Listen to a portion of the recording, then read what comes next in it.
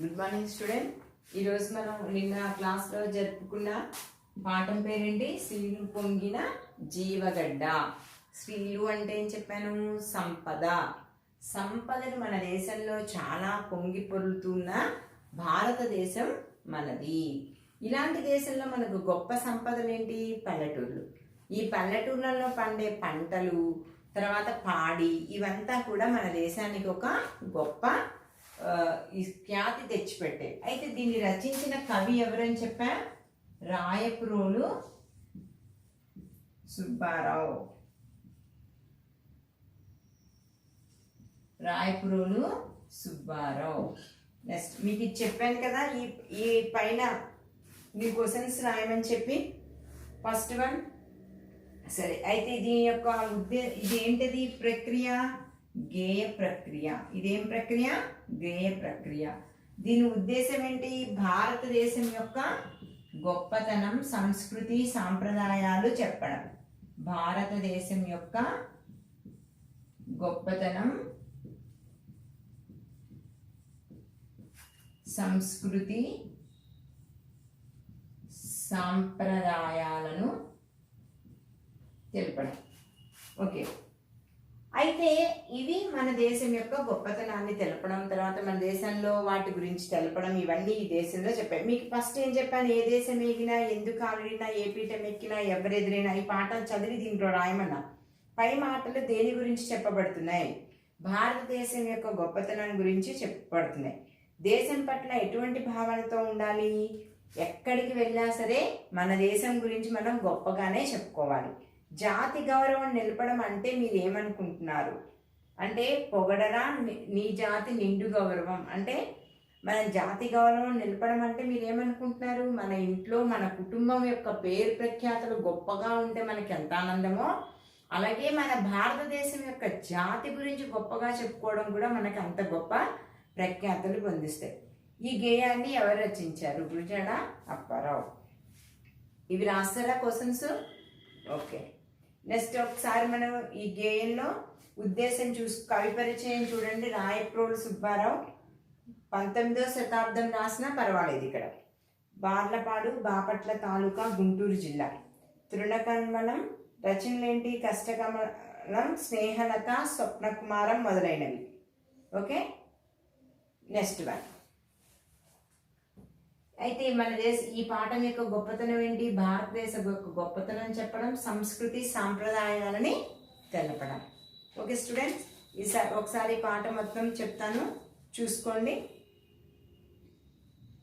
స్త్రీలు పొంగిన జీవగడ్డయి, పాలు పారిన భాగ్యసీమయి, వరలినది భరత ఖండము, భక్తి పాడర తమ్ముడా,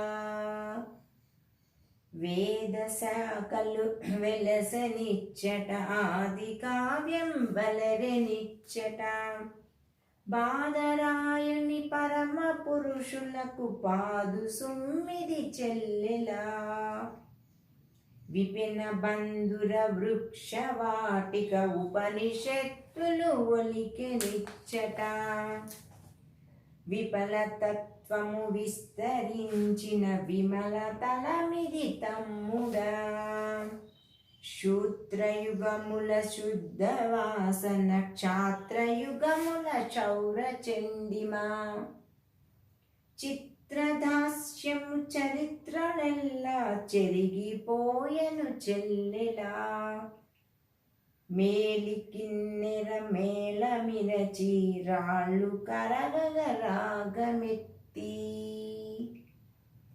పాల తీయని భావి భారత పదము పాడర తమ్ముడా, నవరసంబులు నాట్యమాడగ పలుకులు చెవులు విందుగా, కవి కన్న తల్లి క్రాంత ఉదయములు గారవింపెను చెల్లెలా, దేశ గౌరవము దీప్తి చెందగ, దేశ చరితము తేజలిల్లగా, దేశమును మైమరచి ధీర పురుషులు తెలిసి పాడర తమ్ముడా, పాండవేయుల పదను కత్తులు మండి మెరసిన మహితరణ కదా, కండగల చిక్కని తెలుగులు కలిసి పాడవే చెల్లెలా, లోకమునకు కాక పెట్టిన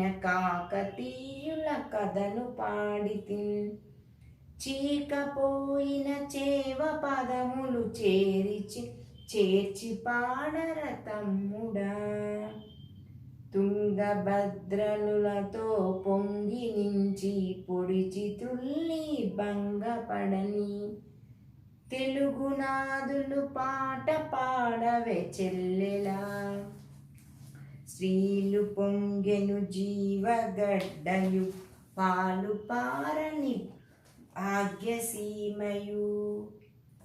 ఈ భారతదేశం యొక్క గొప్పతనం అంతా మనం ఏం చదువుకున్నాం? వేద శాఖలు, వేదాలు, ఉపనిషత్తులు, పురాణాలు, అష్టాదశ పురాణాలు ఇన్ని కూడా మన దేశంలోనే వెలిసాయి. అంత గొప్ప దేశం. విపనిబంధుర వాటిక, అలాగే దట్టమైన అరణ్యాలు, తర్వాత ఉపనిషత్తులు, విమలతత్వము, భక్తి తత్వాన్ని ఇక్కడే బోధించింది. శూద్రయుగమున శుద్ధ వాసన, గొప్ప గొప్ప యోగుల యొక్క మంచి మంచి సువాసన, క్షాత్ర యోగముల యొక్క చండి శౌర్యం, గొప్ప గొప్ప రాజుల యొక్క శౌరి చండిమ, అంటే వాళ్ళ యొక్క పరాక్రమవంతమాలు. ఎంతోమంది రాజులు క్షూత్రగా, ఈ మన విపనిషత్తు పురాణాలు ఇవన్నీ సూత్రాలు ఉంటాయి. ఈ వేదాలలో, ఉపనిషత్తు పురాణాలలో అభవస్త సూత్రాలని ధర్మాన్ని, ఆధ్యాత్మిక వేదానికి సంబంధించిన సూత్రాలు. అలాగే క్షాత్రయుగములు చౌర్య చండిమ, ఎంతోమంది వీర పురుషులు చౌర్య చండిమ, శౌర్యము అంటే పరాక్రమమైన వాళ్ళ యొక్క తత్వము. చిత్రదాస్యము అంటే ఆంగ్లేయులకి బానిసగా చేయడం. ఈ ఆంగ్లేయుల యొక్క బానిసలుగా చేసి ఎంతోమంది రాజులు వాళ్ళ యొక్క పరాక్రమం చూపిన రోజులు అవన్నీ జరిగిపోయాయి. కిన్నెర మేలి మరిచి, మన దేశంలో హంపి దేవాలయం ఇప్పటికీ అంటారు, అక్కడ రాళ్ళ మీద ఇలా కొడితే సప్తస్వరాలు వస్తాయంట. అంత గొప్ప శిల్పులు మన దేశాన్ని, దేశంలో ఉండే శిల్పులు కూడా గొప్పవాళ్ళే, చిత్రకారులు గొప్పవాళ్ళే.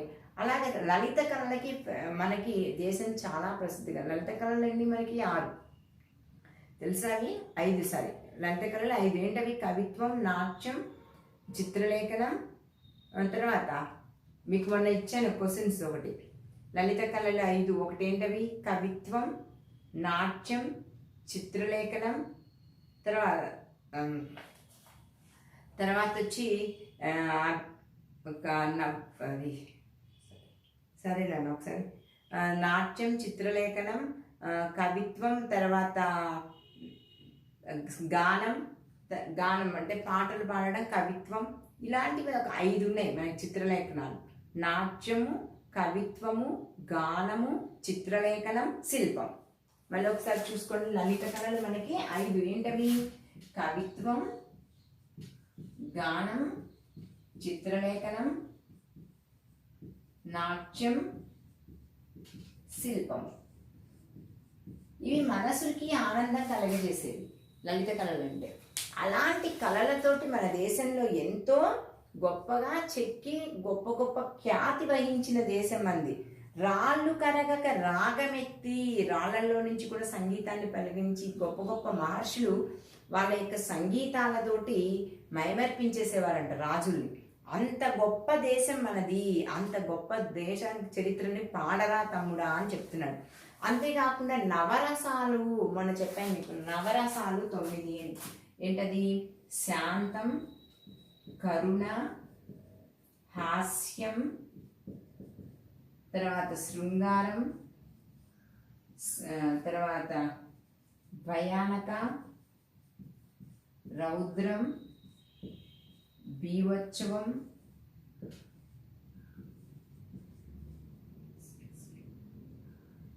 శాంతరసం,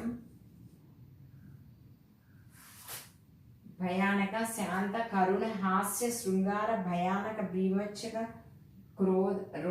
రౌద్రం అంటే ఇవి. తర్వాత ఇలా మనకి రసాలు, ఈ రసాలతో కూడి అలాగే కళలతోటి నవరసాలు నాట్యమాడగా, నాట్యం చేసేటప్పుడు అద్భుతం.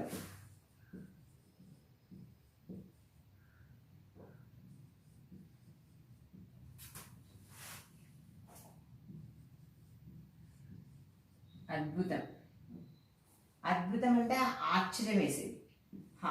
శాంతం కరుణ హాస్య శృంగార భయానక రౌద్రం బీభత్సం శాంతం అద్భుతం.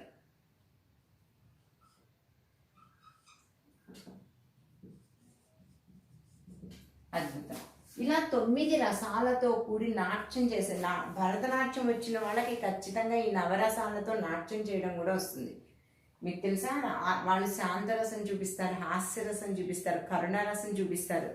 వాళ్ళ నాట్యం యొక్క భంగిమలలో ఈ 9 రసాలు కూడా చేస్తారు.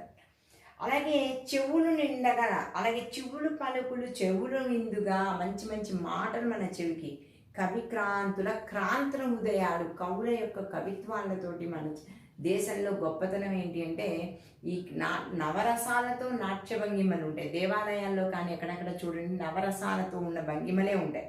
అలాగే కవుల యొక్క హృదయాలు ఎలా ఉంటాయి, మంచి మంచి మాటల్ని మేలుకొలుపుతూ ఉంటాయి. కాబట్టి అలాంటి గారవింపవే చెలి, కాబట్టి మన దేశాన్ని మనం గౌరవించాలి. తర్వాత చూసుకోండి, ఇక్కడి నుంచి ఎక్స్ప్లెయిన్ చేయాలి. దేశ గౌరవం దీప్తి చెందగ, దేశ చరితము తేజ నిల్లగ, దేశ మరచిన ధీర పురుషులు తెలిసి పాడర తమ్ముడా. మన దేశం యొక్క గర్వం దీప్తి అంటే గొప్ప పేరు తేవడం. ఎందుకు మన దేశం యొక్క గొప్ప కీర్తి వచ్చింది? మన దేశంలో సప్త ఋషులు, కవులు, తర్వాత శిల్పులు, నాట్యకారులు, నా బుర్రకథ, ప్రతి కళలు, జానపద కళలు, తర్వాత సంపద, పరాక్రమంతులు, ధీర పురుషులు, వీర పురుషులు, ఎంతో మంది మన దేశానికి గొప్ప గొప్ప కవులు, మహర్షులు, ఇంతమందికి పుట్టినిల్లు ఈ దేశం మంది. కాబట్టి మన దేశ గర్వం దీప్తి చెందగా, దేశ చరిత్ర తేజనిల్లుగా. ఎప్పుడు చరిత్ర పెరుగుతుంది మనకి? మన దేశంలో పరిపాలించిన రాజులైతేనేమి, ప్రజలైతేనేమి, మన దేశంలో ఉండే సంపద వలనైతేనేమి మన దేశ చరిత్ర తేజెల్లుతుంది. దేశమిరిచిన ధీర పురుషులు, గొప్ప గొప్ప పురుషులు ఎవరెవరు? స్వామి వివేకానంద, ఆదిశంకరాచార్యులు, తర్వాత మలయాళ స్వాములు, తర్వాత రామానుజుల వారు, ఎంతోమంది గొప్ప గొప్ప వేద పురుషులు వెలిసిన దేశం. శ్రీరాముడు, శ్రీకృష్ణుడు, ఇంతమంది వెలిసిన మన దేశం ఇది.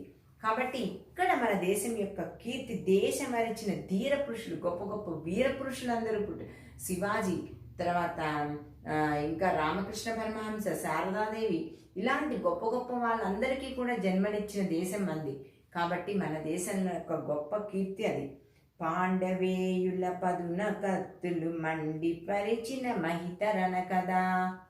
పాండవేయుల కత్తుల పదులు, పాండవుల యొక్క కత్తులు ఏంటి? వాళ్ళ యొక్క వేసే వేతలు, వాళ్ళ యొక్క గొప్పతనం, పాండవుల యొక్క కీర్తి, మహిత రణకథ. వాళ్ళ యొక్క రణకథ ఎందుకు వచ్చింది వాళ్ళకి? కురుక్షేత్ర యుద్ధం పాండవులకి తెలుసా? మహాభారతంలో ఎవరెవరు ఉంటారో తెలుసా? మహాభారతంలో పాండవులు, కౌరవులు. మహాభారతంలో ఎవరెవరు ఉండేది? పాండవులు, కౌరవులు. ఎందుకు వాళ్ళకి యుద్ధం వచ్చింది? రణకథ.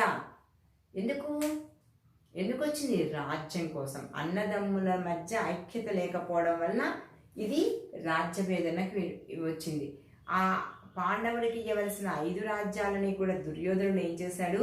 జూదం ఆడిచ్చి వాళ్ళతో మోసం చేయించి వాళ్ళని అరణ్యవాసాలకి పంపించి, దాంతో వాళ్ళకి అరణ్యవాసానికి వెళ్ళాక 1 సంవత్సరం అజ్ఞాతవాసం కూడా అయిపోయిన తర్వాత, మేము వాళ్ళు ధర్మంగా అడిగినా కూడా నేను ఇవ్వను అని చెప్పి యుద్ధానికి కాలు దువ్విన దుర్యోధనుడు రణం 18 రోజులు కురుక్షేత్ర యుద్ధం జరిగిన యుద్ధం. అక్కడ ఆ యుద్ధంలో శ్రీకృష్ణుడు ప్రధాన పాత్రగా వహించి యుద్ధాన్ని నడిపించినవాడు. ఆ యుద్ధంలో మంచి చెడు అందరూ, ఎవరో భీష్మాచార్యులు, కృపాచార్యులు, ద్రోణుడు, ద్రుపుడు, వీళ్ళందరూ పాల్గొన్న యుద్ధం అది. అలాంటి యుద్ధంలో మంచికే అక్కడ న్యాయం జరిగింది, ధర్మాన్ని స్థాపించగలిగారు. కాబట్టి అలాంటి మహిత రణయుద్ధంలో 18 రోజులు ఘోరంగా జరిగిన యుద్ధం. ఆ యుద్ధంలో పాండవులు విజయాన్ని పొందారు, కౌరవులు మొత్తం అందరూ కూడా వీరవర్ణాన్ని పొందగలిగారు.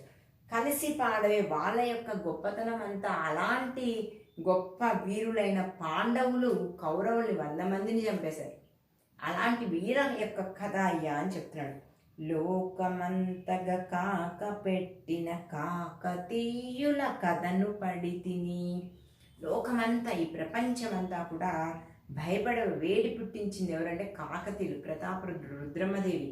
వీళ్ళందరూ పేర్లు చెప్తే చాలు దడదడలాడిపోయేది. ఇప్పటికీ వరంగల్ దగ్గరికి వెళ్ళామంటే కాకతీయుల ఆర్చ్ ఉంటుంది. వరంగల్ దేవాలయం అంతా కూడా ఎక్కువ ఇవన్నీ అక్కడ కాకతీయులు యొక్క పరాక్రమం, యుద్ధ వీరుల శౌర్యం వాళ్ళదే గొప్ప చెయ్యి. ప్రతాపరుద్రుడు, రుద్రమదేవి పేరు బాగా, గణపతి రుద్రుడు, వీళ్ళందరూ కాకతీయులు. కథన పట్టిది. కథనము అంటే యుద్ధం, కథనం అంటే యుద్ధం. చీకిపోని చేవ పదములు. చేవ అంటే శక్తి బలం. చేవ అంటే ఏంటి? శక్తి బలం. చేరి పాడర చేర్చి పాడర తమ్ముడా. వాళ్ళ యొక్క బలాన్ని, వాళ్ళ యొక్క పరాక్రమాన్ని, కాకతీయులంటే చాలు దడదడలాడిపోయాడు. అంత గొప్పది. అందుకనే ఓరుగల్లు కోట అని పేరు. అది కాకతీయులు పరిపాలించినది. ఇది వాళ్ళే అంత గొప్పగా పరిపాలించారట రాజ్యంలో. వాళ్ళే కాకుండా ఇంకా ఎవరు పరిపాలించారు? తుంగభద్రలు భంగములతోటి పొంగి నునిచిరి. తుంగభద్ర తీరంలో ఉండే విజయనగర తుళువ వంశరాజులు, చోళరాజులు, పాండ్యరాజులు, ఇలా ఎంతోమంది తెలుగు నాదులు, విజయనగరంలో ఉండే శ్రీకృష్ణదేవరాయలు, వీళ్ళందరూ ఈ రాజ్యాన్ని, తెలుగుదేశాన్ని పరిపాలించిన వాళ్ళే. వాళ్ళు శ్రీకృష్ణదేవరాయలు పరిపాలించిన కాలం అంతా రాయల కాలం, రత్నాల కాలం అనేవారు. ఎందుకంటే వాళ్ళ కాలంలో రత్నాలు గుట్టలు గుట్టలు పోసేసుకుని అమ్మేసుకునేవారట. తుంగభద్రా తీరంగంలో పొంగి పొడిచి వాళ్ళందరూ అంత గొప్ప పరిపాలనా విధానాన్ని భంగపడని, ఏమాత్రము కూడా వాళ్ళు లొంగని, ధైర్యంలో కానీ దేంట్లోనూ కానీ వాళ్ళు చెక్కు చెదరకుండా అలా పరిపాలించిన వాళ్ళ యొక్క రాజుల కథను మనం తెలుసుకోవాలి. విజయనగర సామ్రాజ్యంలో శ్రీకృష్ణదేవరాయలు, తుళువ వంశానికి చెందిన హరహర రాయలు, బుక్కరాయలతో స్థాపించబడిన ఆ రాజ్యం, ఆ చరిత్ర, ఇలాంటివన్నీ చదవాలి. మీరు తెలుసుకోవాల్సినవి ఏంటి?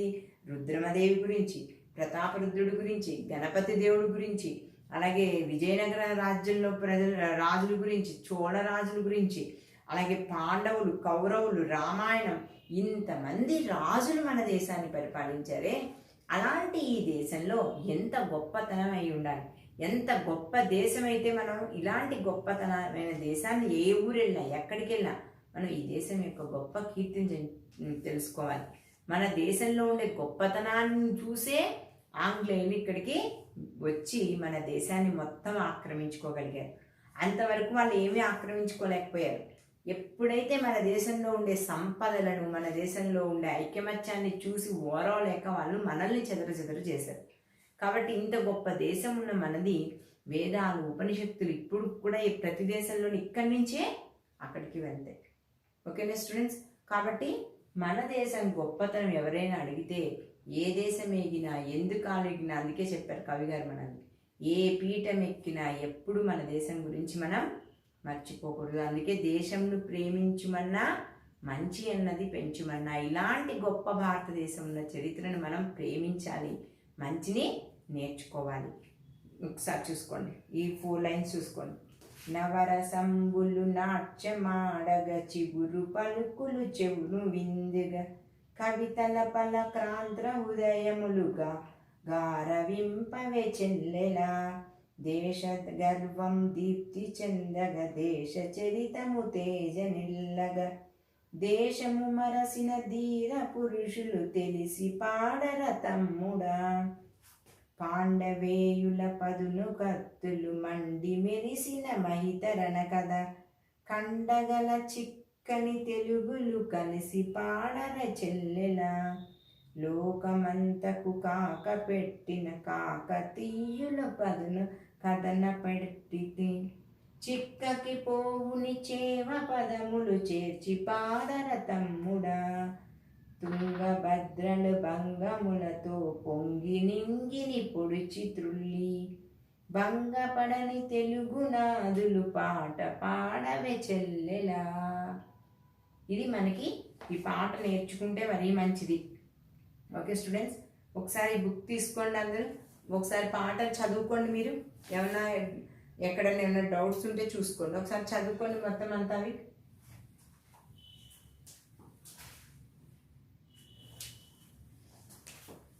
ఓకే, టుడే హోంవర్క్ వచ్చి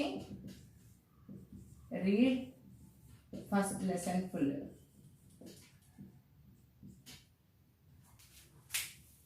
okay, thank you students. Next క్లాస్లో దీని నోట్స్ స్టార్ట్ చేస్తాను.